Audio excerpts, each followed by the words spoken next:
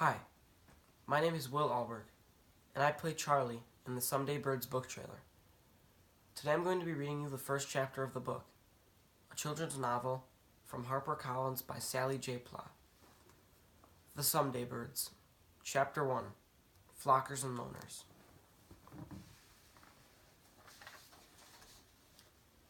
My hands aren't really clean until I've washed them 12 times, one for each year of my life. I soap, rinse, 1. Soap, rinse, 2.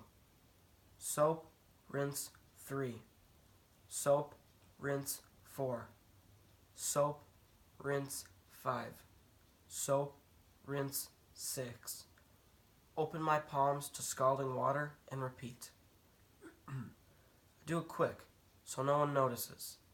And I'm usually done in about the same time it takes Joel and Jake to spray water at each other and throw towels on the floor, which is what they call washing up. This time I gotta go faster, because Graham is already yelling from the driveway. "Charlie, get your behind out here, your father's waiting." But he's not really waiting. Dad never knows if we're in his hospital room or not.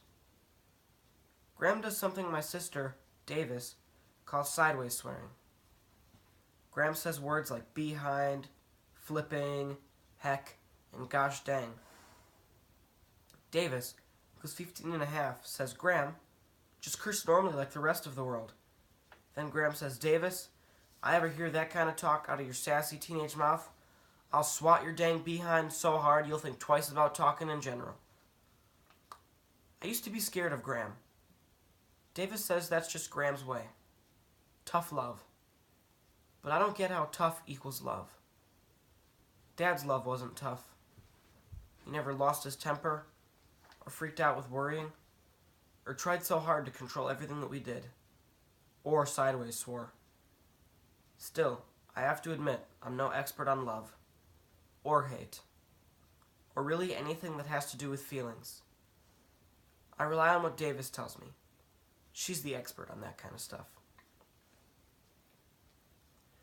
The doctors are supposed to have some news for us today about Dad's condition. So when Graham crams us all into her little Mini Cooper to go visit the hospital, the sideways swearing really cranks up. "Finally, here's our Lysol Louie," says Graham when I open the back door and wait for Joel and Jake to scoot over. "My name isn't Lysol Louie, it's Charlie," I say. Joel and Jake say, "You think we don't know your name, Droid?" "My name isn't Droid, it's Charlie." I say it quietly and hope they'll drop it. My twin brothers are up to something. I'm not the best at reading people in general, but I know evil when I see it in those identical pairs of eyes. "Get in, Charlie, Dad's waiting," yells Davis from the front passenger seat. Meanwhile, the twins snicker, waiting for me to sit down in my spot. "Dad's not really waiting," I say, taking a Kleenex out of my trusty supply pack and brushing away the dead flies and clumps of dryer lint my brothers have strewn over my seat. I used to get upset at their little booby traps of contamination, but Davis told me that's exactly what they want. She told me not to react, not to give them the satisfaction. So I just shoot the twins a dead fish-eye look and sit down carefully, making sure no part of me touches any part of Joel. Dad's not really waiting, because he doesn't know whether we're there or not, I explain. Davis and Graham don't like hearing this, but if something's a fact, it's a fact, and I don't think it's wrong to say it out loud. Dad's got a brain injury, and he stares straight ahead, like he's looking at something really far away. He doesn't say much, or seem to see us. Graham says that brain injuries like Dad's are unpredictable things, and we don't know anything for sure. She says we have to treat him normally, tell him about our day, even if he just sits there most of the time. She says, "Charlie, that's how we got you to start talking when you were little.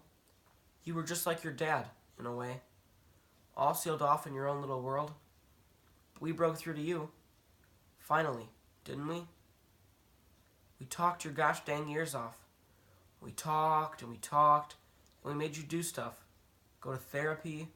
We wouldn't let you off the hook. So now we won't let your dad off the hook either." Off the hook is a weird expression. I imagine being a really little kid, just wanting to be left alone. And there's a big fish hook holding me up by the back of my collar while I dangle. And a whole crowd of people, my family, therapists, doctors, watches me squirm. Is that how Dad feels in the hospital? Inside where we can't tell what's going on? Is he squirming too? Dad got hurt in Afghanistan. He's not in the military, though. He's an English teacher and a part-time journalist.